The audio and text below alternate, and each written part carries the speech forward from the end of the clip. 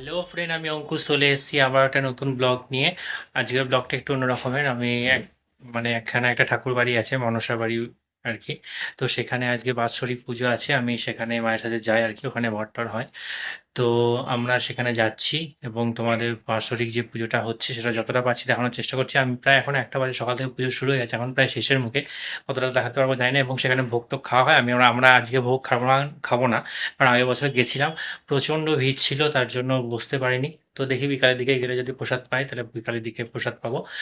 আর চলো তোমাদের দেখাচ্ছি পুরোটা, তারপরে বলছি। এটা হচ্ছে পুজোর আগের দিনের বিকাল বেলা। দেখো, এটা হচ্ছে মনসা মন্দির এবং এটা আগের বছরের ঠাকুর। এটা বাইরে বার করা আছে এবং এরকম লাইট ফাইট দিয়ে বেশ বড় টড়ো করে পুজোটা হয়। বাইরে প্যান্ডেল করেছে, এখানে লোক খাওয়ানো হয়। এরকম জল সেজে ঢুকছে, মানে এটা ঘট ভরতে গেছিল সবাই। তো বাজনা টাজনা অনেক কিছু করে এবং জল সেজে ঢুকছে। এবং এরপরে মার অধিষ্ঠান আছে আর কি ভেতরে। মা ভর এসছে আর কি, দেখো ভর এসছে মায়ের, এবং ঢুকছে আর কি মা ভেতরে আর কি, ঘট ভরার সঙ্গে সঙ্গে।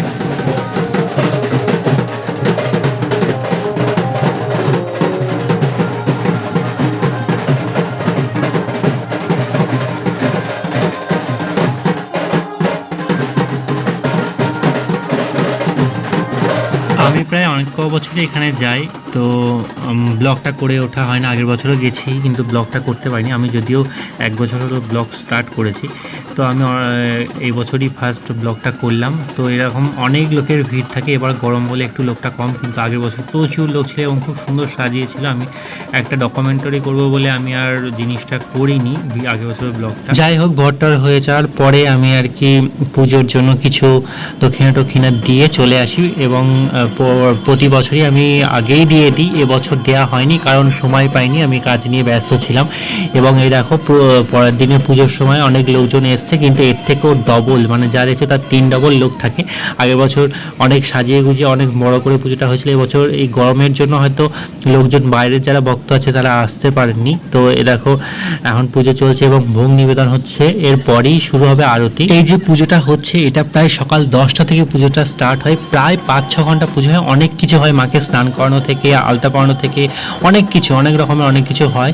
তো সেইগুলোই আর কি পুজোর মধ্যে থাকে। আমি এখানে আরতিটা শুরু হয়ে গেছে তোমাদের দেখাচ্ছি, এবং এরই সাথে আরেকটা জিনিস দেখাচ্ছি। দেখো চারিদিকে কত লোকের ভিড়, মানে প্রচুর লোক চলে এসছে আর কি। এরপরেই আরতিটার পরেই মায়ের ভর আসবে আর কি, প্রতি বছর তাই হয়ে আসছে। ওই দেখো, উনি ওখানে কিন্তু নর্মাল এখন দাঁড়িয়ে আছেন, এখন নর্মাল সবার সাথে কথা বলতে দাঁড়িয়ে আছে। হঠাৎ করেই ওনার মধ্যে এরকম ভরটা আসে এবং মানে উনি কোনো কাজ করতে থাকে এবং সেখান থেকে সেসব ফেলে দিয়ে উনি চলে আসেন, এরকমটাই ঘটে। ওই দেখো অলরেডি চলে এসছে মা, এখানে শুরু হয়ে গেছে।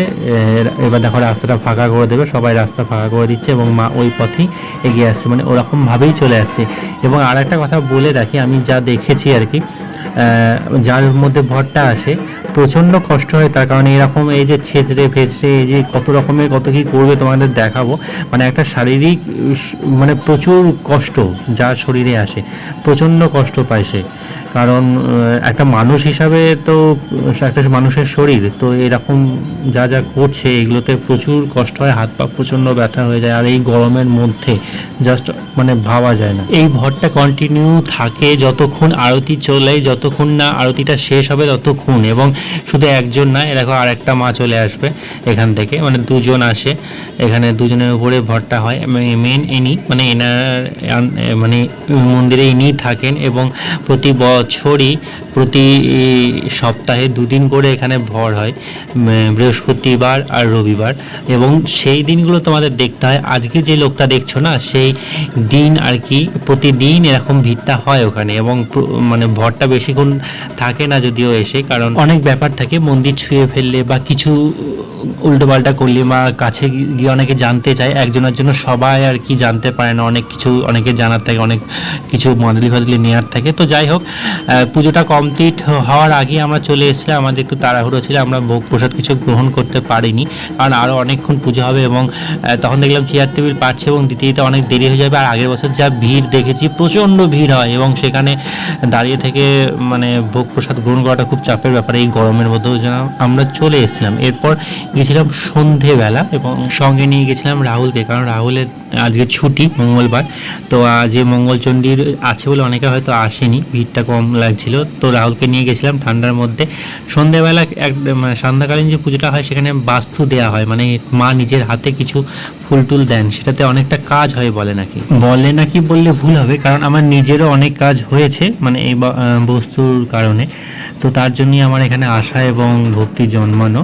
এবং আমি এখানে আসি অনেক দিন ধরেই আসি, প্রায় বিয়ের 1-2 বছর আগে থেকেই আসি। এবং বলে না, বিশ্বাসে মিলায় বস্তু তর্কে বহুদূর। হয়তো অনেকে অনেক কিছু বলবে যে এটা নিয়ে, যে এটা মানে ঠিক না, হ্যান ত্যান অনেক কিছু, মানে সেটা তার ব্যাপার, তার নিজস্ব ব্যক্তিগত ব্যাপার, যে যেটা ভাবতে পারে। বাট ওই যে একটা কথা বললাম, বিশ্বাসে মিলায় বস্তু তর্কে বহুদূর।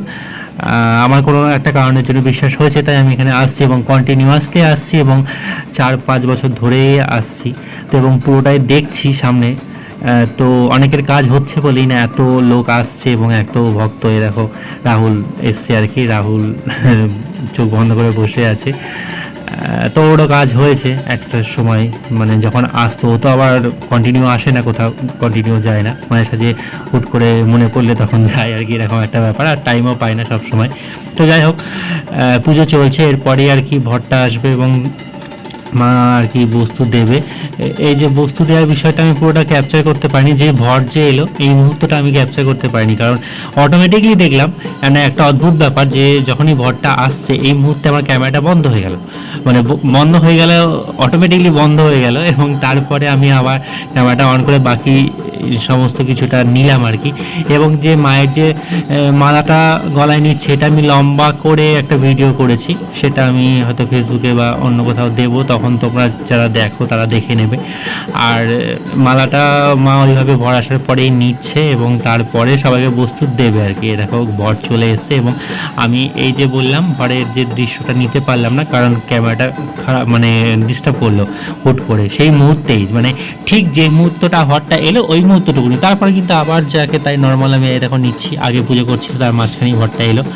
তো সবাই দূরে দূরে দাঁড়িয়ে থাকতে হয়, কারণ মাঝখানটা ফাঁকা রাখে, কারণ এই মাঝখান দিয়ে মা আসে বলে গঙ্গা জল টঙ্গা জল সমস্ত কিছু ছিটিয়ে দেয়। এরপর আমিও বস্তু নেওয়ার জন্য এগিয়ে গেছিলাম, ওই জন্য ভিডিওটা খানিকক্ষণ করিনি। তো তারপরে আমার নেওয়া হয়ে যাওয়ার পরে আমি ভিডিওটা করেছি।